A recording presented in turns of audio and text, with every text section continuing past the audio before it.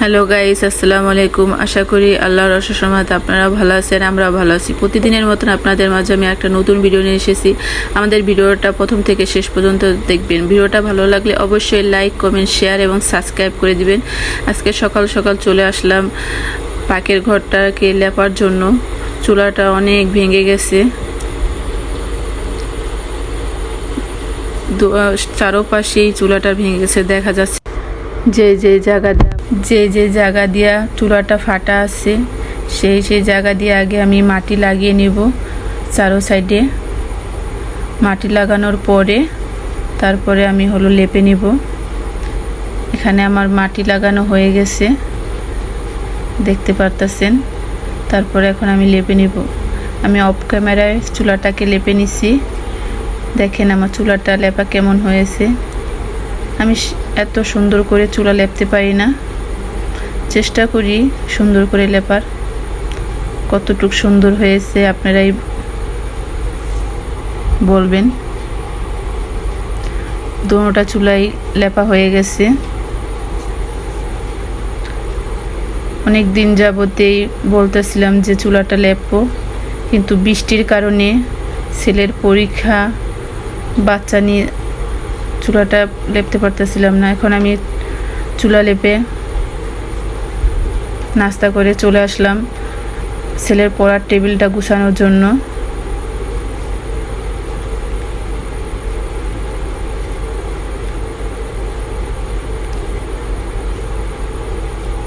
বাচ্চা মানুষ তো এখনো ছোট, ওর নিজের টেবিল নিজে গুছাইতে পারে না, আমারে গুছাই দিতে হয়।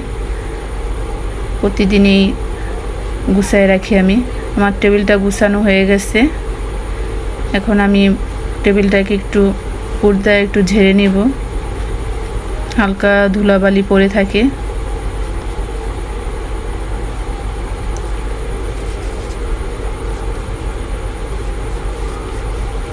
এখন আমার টেবিলটা পরিষ্কার করা শেষ। চলে আসলাম আমি বিছনা গুছানোর জন্য।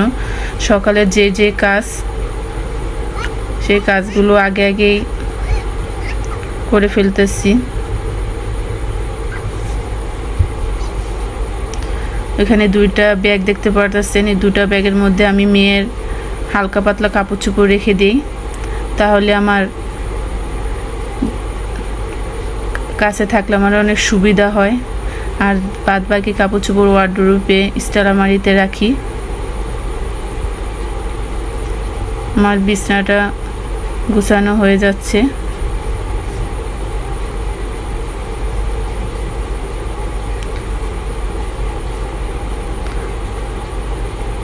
আমার দোনোটা বাচ্চাই ছোট।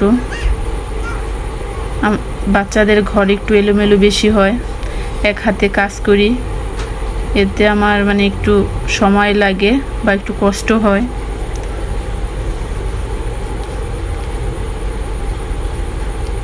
আমি খাটটাকে এখন একটু মুছে নিতেছি। এত ধুলা যে কোথা থেকে আসে, প্রতিদিন একবার দুইবার মোছাই হয়, তারপরও ধুলা আর ধুলা। একটু বেশি পরিষ্কার করে রাখি, কারণ মেয়ে এদিক দেব একটু খেলাধুলা করে, বারে আইসা এদিকে ওঠে নামে। এখন আমার এটা করা শেষ। এখন আমি খাটটাকে ঝেড়ে নেব। দেখেন সাইডে মেয়ে বসা আছে।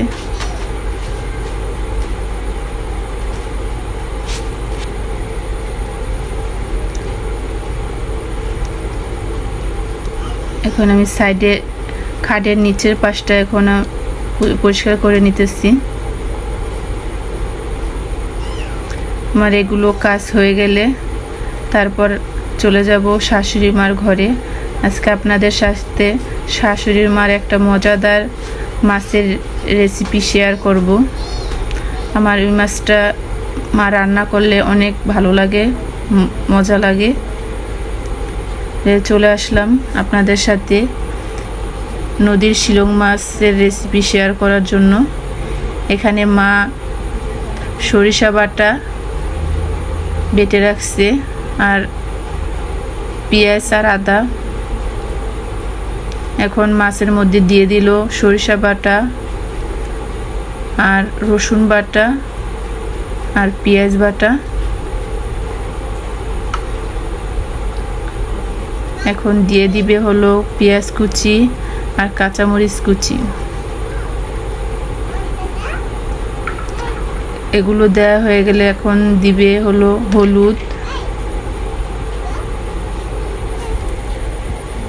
সামান্য পরিমাণে, বেশি হলুদ দিবে না। আর দিয়ে দিবে মরিচের গুঁড়া।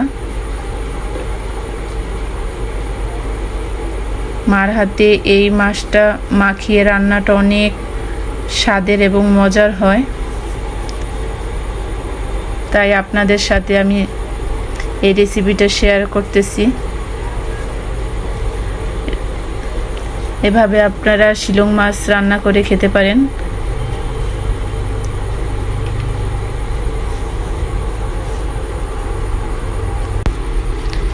এখন দিয়ে দিবে হলো জিরা গুঁড়া। আর এই মাছটা রান্না করবে হলো সরিষার তেল দিয়ে, সরিষা বাটা, সরিষার তেল, এই কারণে এই মাছটা আরও বেশি মজার হয়।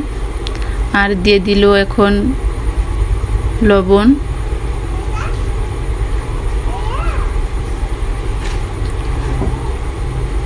সরিষার তেলটা একটু বেশি পরিমাণে দিতে হয়।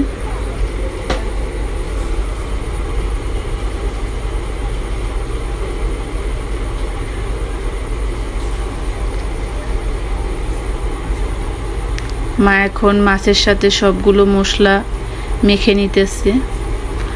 মা মশলাটা মাখতেছে আর আমি কাছে বসে অনেক ঝাঁজ পাইতেছি। মাকে বলতেছি যে মা অনেক ঝাঁজ বের হইতেছে সরিষার তেলের আর সরিষা বাটার সব।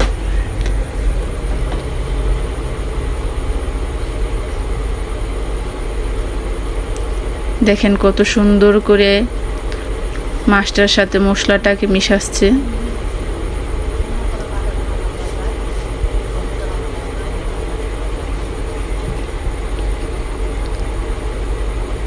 এখন মাছগুলোকে উপরে সুন্দর করে উঠিয়ে তারপরে মশলাটা আবার উপরে দিয়ে দিবে।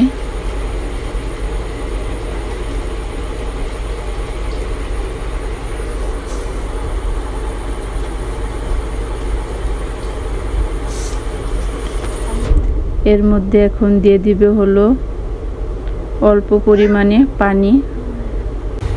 তরকারিটা মাখা মাখা হবে।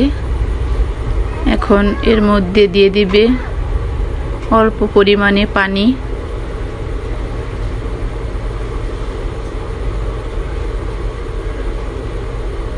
জাস্ট মাছটা সিদ্ধ হইতে যতটুক পানি দরকার হয় সেই পরিমাণ পানি দিয়ে দিবে।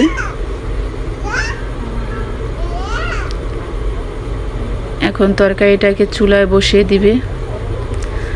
আর তরকারিটা যখন হয়ে যাবে নামানোর কিছুক্ষণ আগে ধনিয়া পাতা দিয়ে দিবে। এই যে এখানে মা রাইস কুকারে ভাত বসাই দিচ্ছে। চুলাতে এখন তরকারিটা বসাই দিবে। তরকারিটা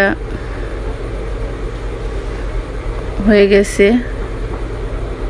আর একটু জাল করে নেবে। এখন এর মধ্যে দিয়ে দিবে হলো ধনিয়া পাতা। ধনিয়া পাতা দিয়ে হালকা একটু জাল করে তারপর তরকারিটা নামিয়ে নেবে।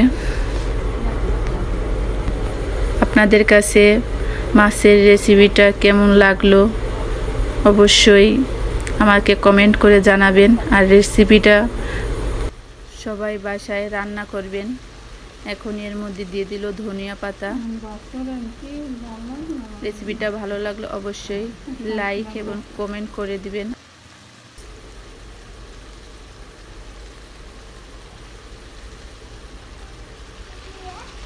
আল্লাহ হাফেজ।